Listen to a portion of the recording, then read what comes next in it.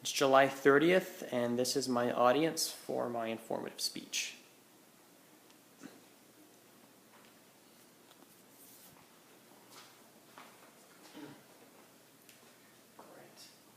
In 1976, at the Republican National Convention, Ronald Reagan referred to America as a shining city upon the hill.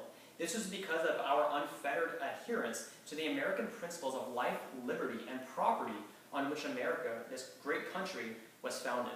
But unfortunately today, a troubling trend has emerged which undermines this trend of promoting these same principles: overcriminalization, or the rate at which the government passes laws in order to prosecute an ever broader array of crimes through incarceration.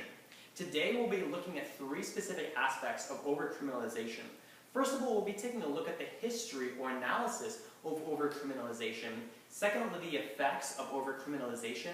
And finally, we'll be taking a look at the bleak future that America sees continually embracing these policies concerning overcriminalization. So let's take a look at our first point, and that is the history of the comprehensive analysis of overcriminalization.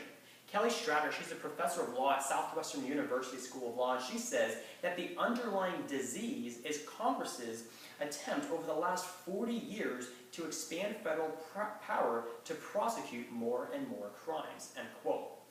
Interestingly enough, this is not a new problem. It's actually been a problem emerging for the past 4 decades, and yet unrealized or unaware to us as average citizens. John Baker expounds upon Stratter's argumentation, a professor of law at Louisiana University, when he says that this has resulted in 4,500 statutes within the federal criminal code. Now, you might be asking yourself, well, if there are so many expansive laws without the sweeping legislation that is supposedly creating such horrible effects, why is Congress still heading down this road? Unfortunately, there's been no clear answer to this very vital and important question. But one might postulate that it's Congress's deadly and fatalistic mindset built upon regulation of crime that has now resulted in so many hundreds of thousands of regulatory crimes in our justice system today. But this segues us directly into our second point, and that is, what are the effects of overcriminalization? Well, there are a few of them. First of all, incarceration happens to be our most expensive and response to crime in the U.S. For Reed Zachariah, he's an editor-at-large for Times Magazine, and he puts it like this: the U.S. has an incarceration rate of 7 and 10 times that of other developed nations. But furthermore, we have 5% of the global population, but 25% of the world's imprisoned persons, end quote. Essentially, if you were to take all of the people in the entire world and put them in one room, which would have to be a pretty big room, and then cut that in a fourth, that is what the United States incarceration rate is contributing to. That's astounding. But you might be thinking, well, if all the criminals are locked up, doesn't that help the society's safety? Absolutely not. Keith Chen at Yale University and Jesse M. Shapiro from the National Bureau of Economic Research find that longer and more frequent confinement actually increases recidivism, which is the rate at which a criminal will repeat that crime. In other words, locking up a criminal more frequently does not protect society more. In fact, it creates what many have called a school of crime perspective.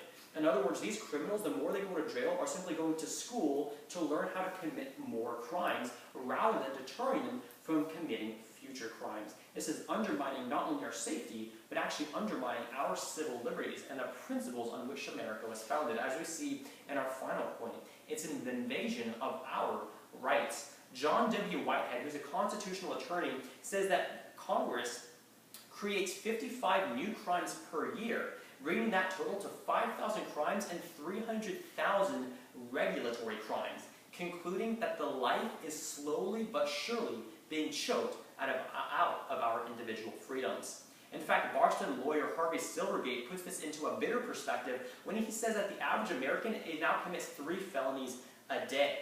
In other words, guilt is no longer a verdict to be reached in court, but is actually a state of being for the average American.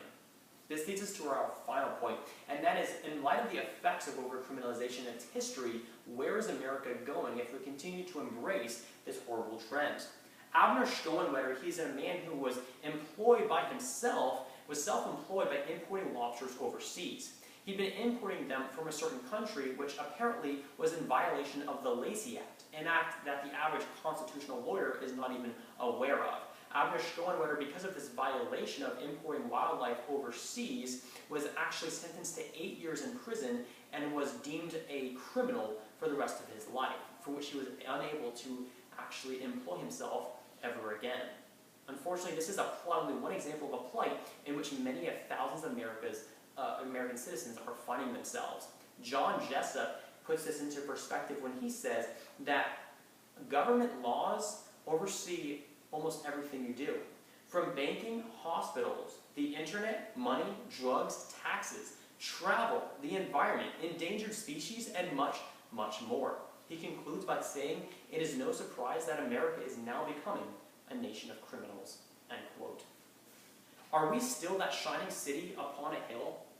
Are we still that nation that is able to promote life, liberty, and the pursuit of happiness? It remains hard to say in light of the history, the effects, and the future of overcriminalization.